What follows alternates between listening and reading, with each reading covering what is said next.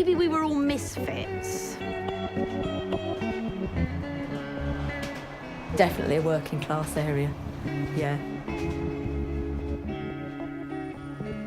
I was a young art student looking for bohemian life in London.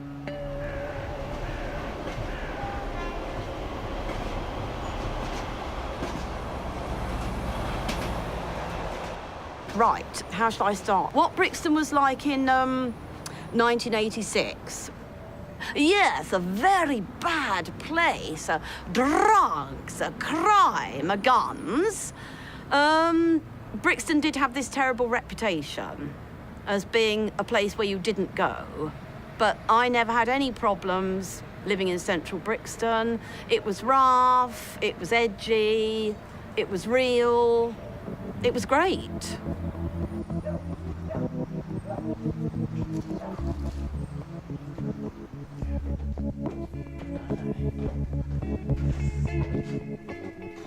I was squatting in Clapham, Rectory Grove, and I decided to sign on the dole down at the dole office over there. I walked out the door, and here was a beautiful wall for a mural.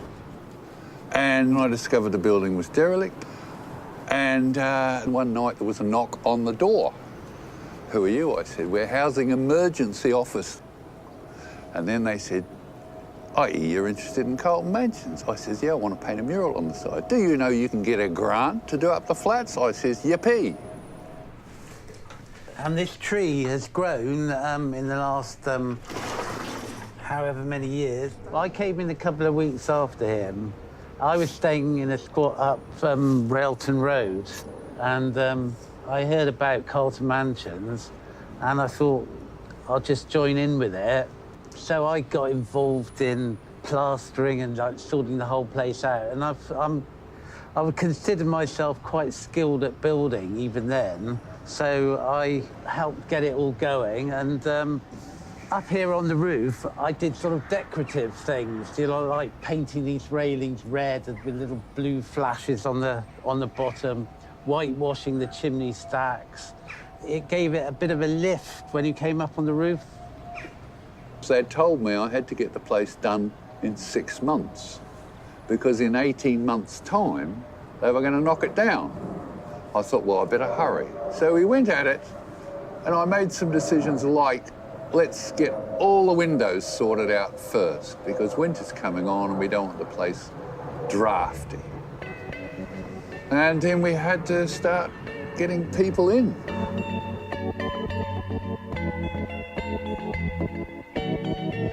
There was other people. There was a woman, Sarah, turned up from Zimbabwe. No. Julian turned up before anything happened.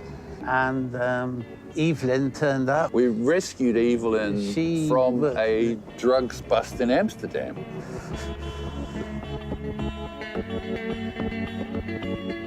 Well, I was sort of squatting. I'd been living in a houseboat in Amsterdam, and I couldn't get a job in Amsterdam, and so I decided to try it again in England.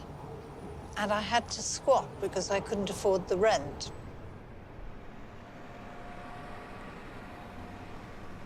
And funnily enough, Barry came along later because we had a house meeting, and somebody said, all our house members are white, we've got to get a black person. And I said, I know just the person, and headed off on my bicycle, and hence Barry arrived here.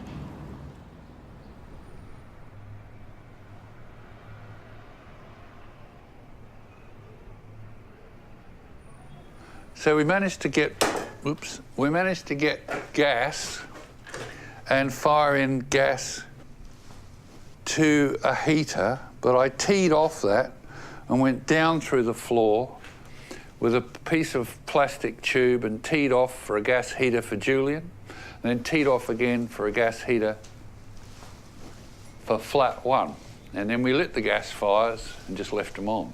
So the place warmed up absolutely terrific, really. It was very, very, very warm. This was 1979. Yeah. 1979. Yeah. I was living at Because you 76 Railton Road. 1 year older than me, weren't you? Do you remember I don't us? know, I don't- I I was don't know. 28. I think you were 29. Really? I thought you Was were. I you- 27? Yeah, I think you were older. You're older than me. No, I think you're a year older. Oh yeah, 1953. Oh, I'm 1951. Okay. Oh, I'm older. Yes, you're older. Yeah. You'd have the typical Carlton mansion sink, you know, with plumbing going, and this is a typical Carlton mansion's kitchen. You've got the bath in the kitchen. They had a communal kitchen, and to sort of get accepted by the co-op, you had to do a certain amount of work. And so it was this 3 months test thing. And because I wasn't much good at anything, I did the washing up. And people used to have these awful fights in the kitchen. And Julie kept on saying something about you can't hit a man with glasses. And Dale did hit him. And there's blood all over the walls. And I remember that I ended up the next day having to wipe that off the walls. So we did have a sort of a commune as such. But then the whole thing was that if you passed the 3 months, you then got given a flat that you had to do up.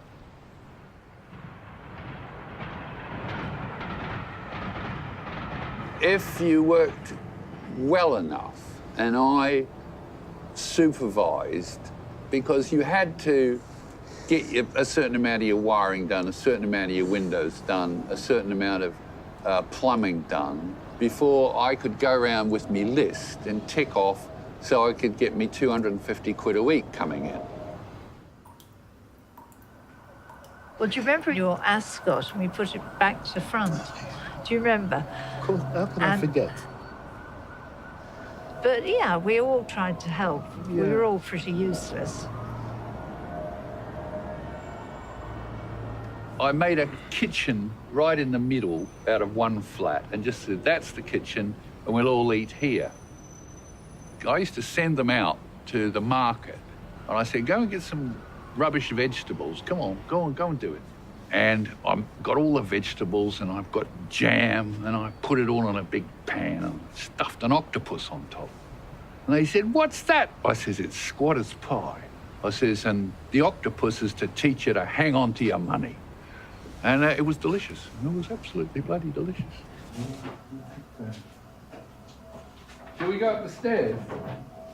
Now, for God's sake, Dale's probably going to kill me for this, but I used to have to bring Dale cups of tea in the morning. And every morning he was at a different woman's flat. And eventually, and we had this team meeting. And then Dale said, no, I'd failed the test. I'd have to have another 3 months. And I broke down in tears. And Kathy said his behavior with the women in this place was absolutely disgraceful. Let's throw him out. So everyone voted to throw him out. God, he's just downstairs. He'll have a fit. Carlton Bleeding Mansions. They came in through this door. There.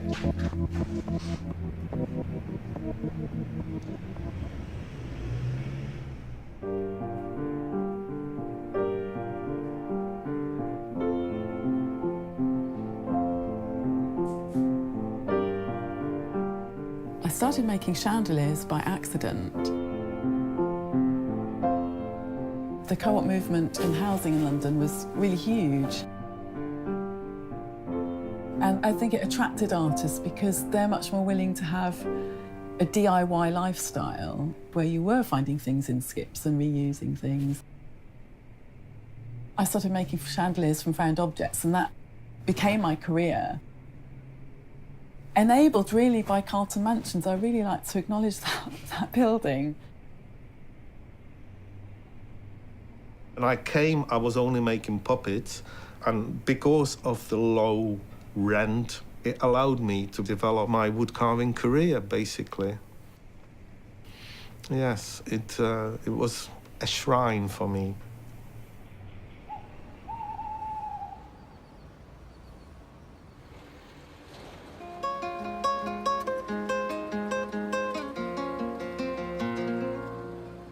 There's lots of artists and musicians here, you know, like drummers, you know, playing drums all house and, you know.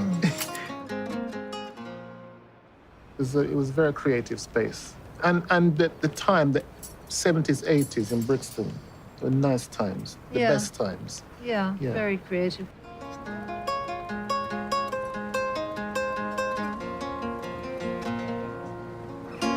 Samira was a beautiful, she was fair, threw herself from a rooftop, and nobody cared. Samira was a beautiful. The reason why I wrote the song, because I was the last one to see her. She was like looking really strange, you know? I see that she was distressed. And I don't know, she wasn't asking for anything. And then that night, I remember like dog barking all night. And I felt so strange that, you know, but like all night, something strange. And then in the morning, we heard that Samira, you know, jumped off the roof. So, you know, I wrote a song. I wrote this song, you know, in her memory.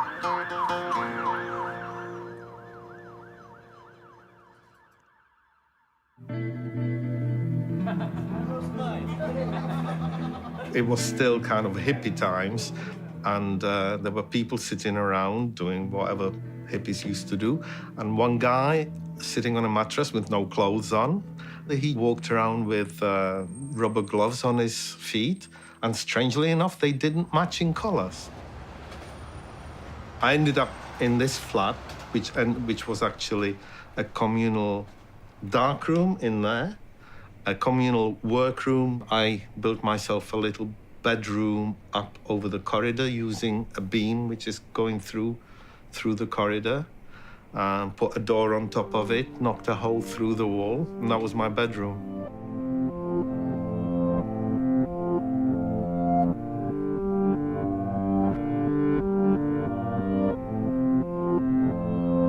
As a puppet maker, wood carver, I was never going to make a lot of money.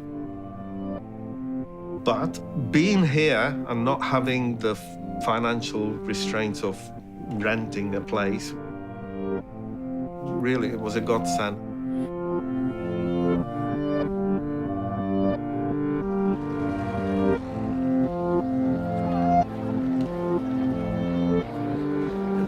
Barry sort of gave me a reference. Yes. I got my job in the Atlantic pub.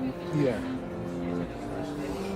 And I think what was so good is that people could take very low-paid jobs. I mean, the Atlantic paid me £1 an hour.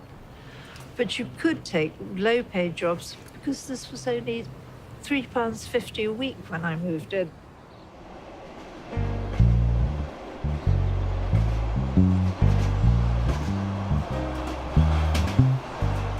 Carlton Mansion has an ornate facade that's tall and narrow, but it goes back a really long way. And so you have one stack of flats and then another courtyard and another stack of flats and another courtyard and then a back area. And the windows look into the courtyards. So there were many ways in which the resident members' paths would cross throughout the day. So if you're leaving in the morning or you're tying your bicycle in one of the courtyards, you'd meet a neighbour. It's the very layout of the building, the way it was designed like that, that made it conducive to being a strong community.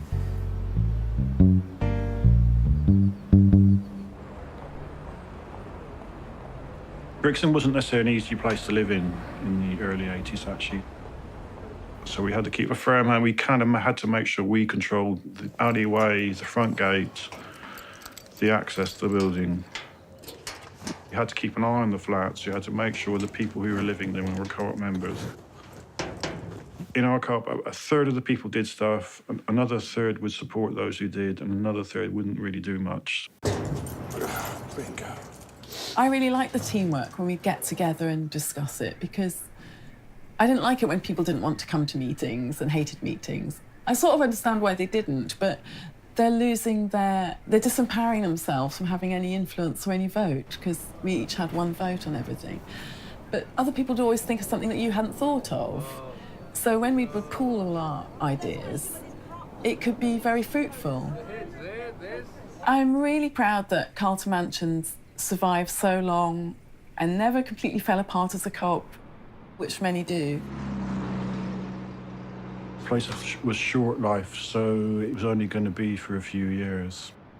But we ended up being here for decades, basically, so. Welcome to flat 15. The last time I was here was just over a year ago when we left. This is my partner Maggie's flat, and I've lived here on and off for the last 30 years. This is our bedroom. This is a picture that I did of Maggie. I was extremely, extremely happy in my flat, and I've just been back in there, and it's a mess. It's a dump. There's stuff all over the place, but the sunlight is still shining through the windows, and it brings back, you know, memories of a very, very happy life.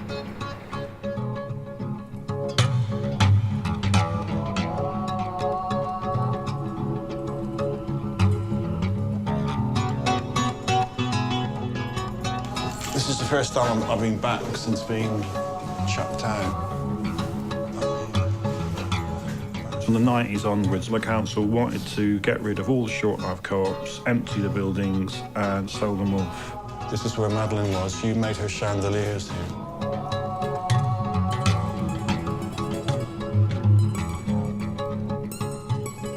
I answered my doorbell one afternoon, and there were the solicitors' henchmen were on the door with court summons for 10 o'clock the next morning, and this was 3 or 4 o'clock in the afternoon.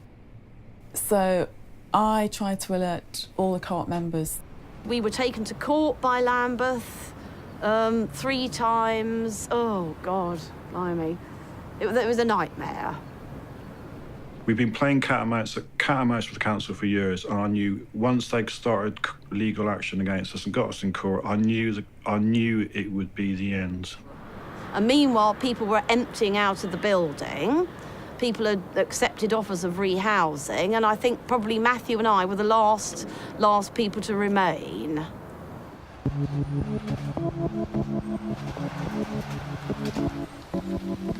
This is a black community, so black people didn't really understand what was going on inside here, you know. They'd think, oh, a bunch of weirdos, you know.